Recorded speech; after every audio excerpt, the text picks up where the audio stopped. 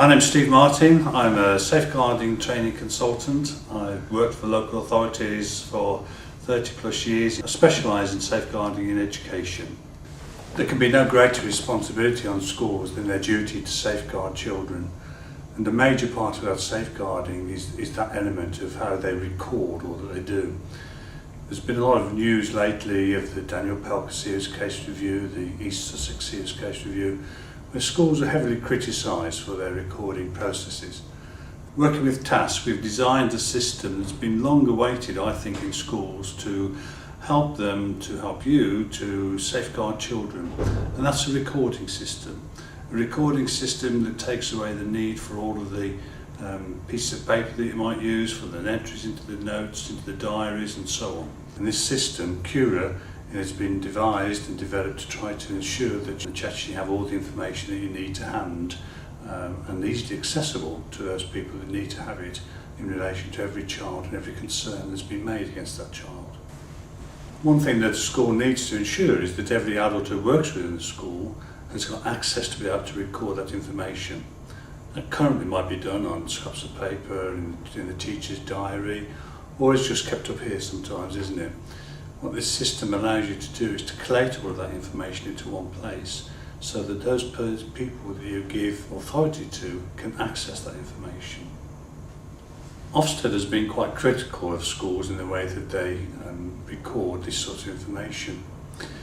Ofsted have produced a document called Best Practice in Safeguarding, and in there it makes it very clear what they expect schools to do in relation to recording of information that they have about children.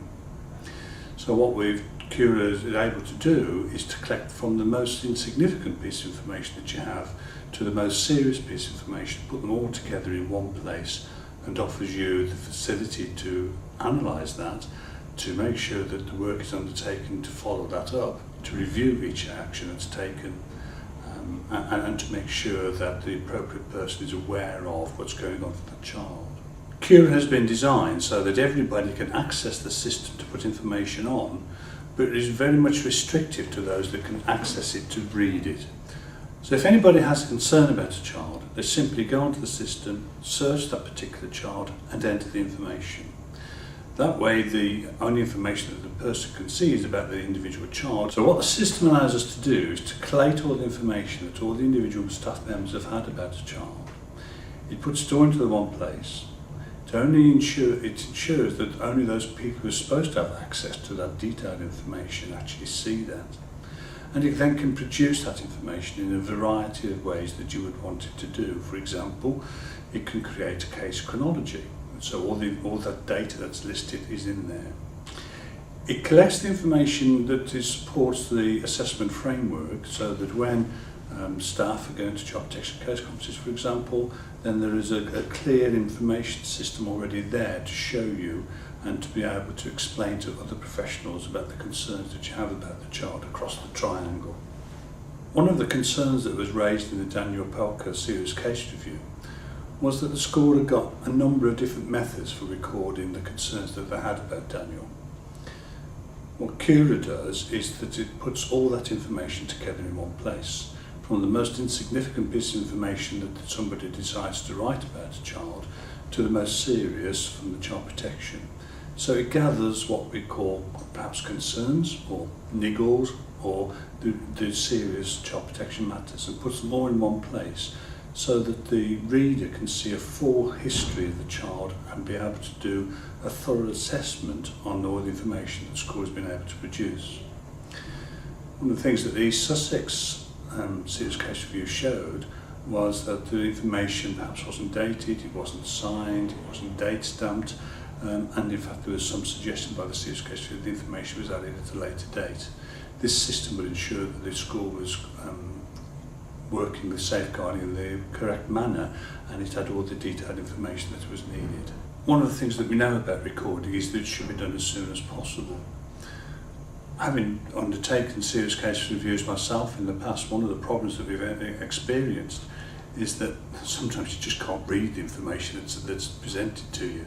Often it isn't signed or dated, and CURA will ensure that it is both legible and also fulfills the requirements needed to be able to present this information to to court perhaps, or to case conferences at a later date. So how does it all work? The system is tried to be as simple as it possibly can be. It starts off by you entering in the child that you want to make the comment on.